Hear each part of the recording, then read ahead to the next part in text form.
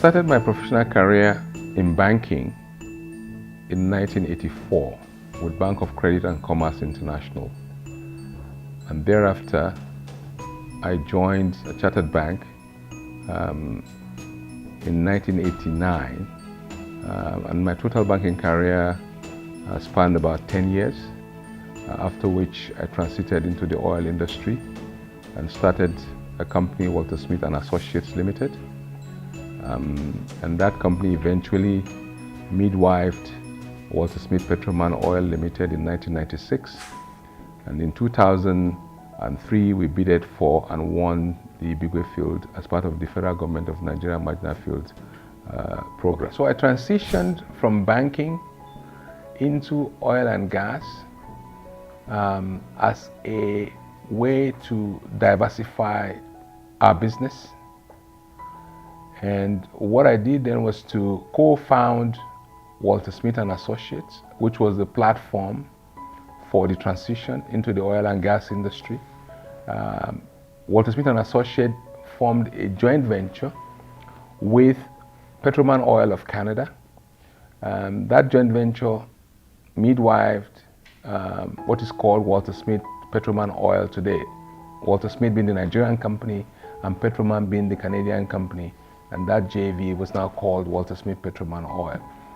That was the platform with which we bidded for the Ibigwe field when the marginal field bid round started. And in 2003, we won the marginal field, Ibigwe field. And in 2008, we started producing that field. Once we started producing it, about 5 to 6 years later, we started having some issues around the surface risk.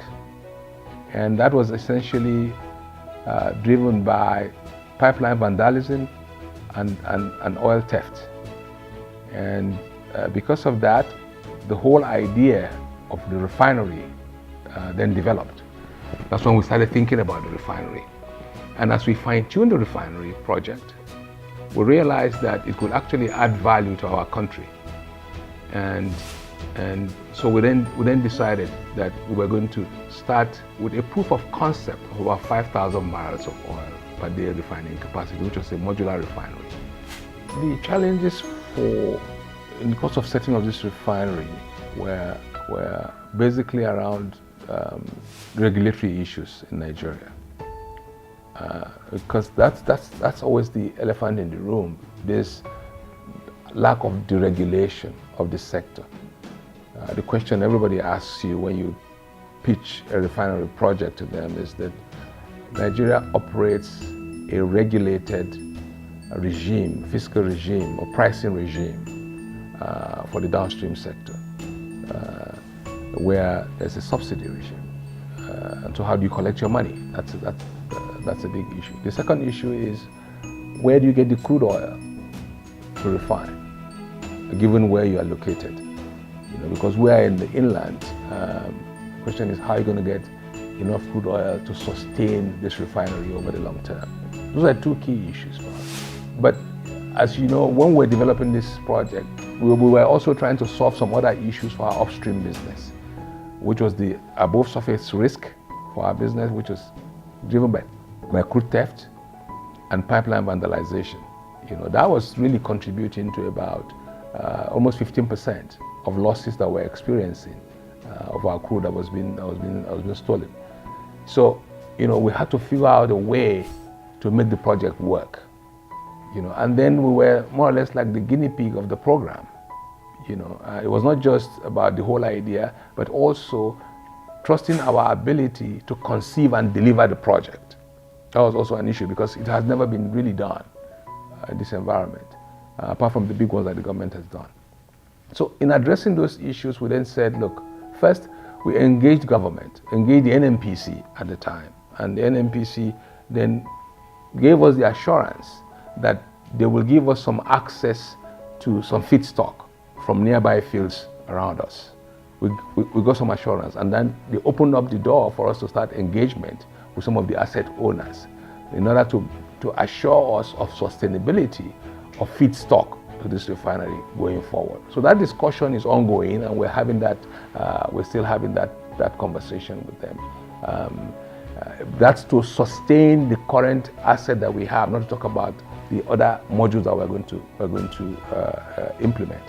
Now, so that discussion is ongoing, but to address the current module of 5,000 and to overcome the issue of access to crude, we then had to commit our own crude, which is from the Ibigwe field that we're producing, just by our own efforts. So we have been able to do that now, and we're going to be providing the crude oil from our field, even though it's a marginal field, with the understanding that NNPC and other government-related agencies and the Minister of Petroleum are going to support us to ensure we get this feedstock for the long-term sustainability of all of this refining capacity that we're trying to bring upstream for government. And then the regulation part of it. We then chose products that were technically deregulated, which was diesel and kerosene and HFO, as the first module that we're going to take into the market. And for us, it was a proof of concept. We had conceived the project, we're executing it on time, and we know that there's going to be a market for it without necessarily going back to government for payment of subsidy, even though our long-term goal was still to get into the PMS segment of the market and the jet fuel segment of the market that still had some level of regulation. But the whole idea was to start this 5,000 barrels per day module within the segments of the market that is not essentially regulated, so we can get into the market and get the business up and running and demonstrate to all the key stakeholders that this is possible and that this project can actually be conceived and delivered successfully in the market. The project that we have conceived now, which is a 5,000 barrels a day refinery, will contribute about 1.6% of the total domestic refining capacity in Nigeria. For us, that is a proof of concept. We've just started that as a first module of 3 modules that we're looking to implement. This first module is 5,000 barrels of oil per day. That's going to produce diesel, kerosene, and HFO. And then we're also going to do the second module, which is 25,000 barrels of oil per day. That will produce also, in addition to the diesel, kerosene, and HFO, will also produce naphtha, PMS, and jet fuel. That's the second standalone module that's going to come in. So that will give us a 30,000 barrels per day capacity. And then ultimately, we'll do the balance of 20,000 barrels of oil per day capacity. And that will then give us about 50,000 barrels of oil per day capacity once we complete all the 3 modules.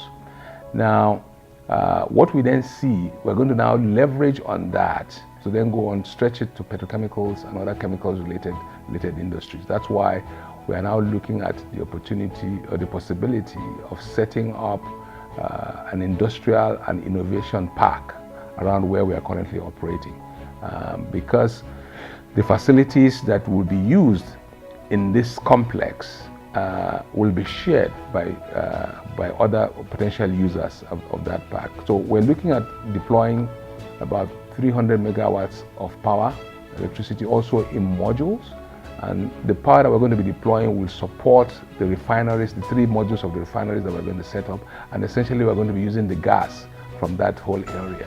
And it's on the back of this infrastructure that we then we're then anticipating to set up an industrial park that will then house other industries that use petroleum products as inputs into their manufacturing process. We see that we are going to transition from an integrated energy company to really promoting an industrial and manufacturing hub where companies will then co-locate with us and can leverage the resources that we deploy in that complex to help reduce the manufacturing cost and position Nigeria as a very efficient manufacturing center.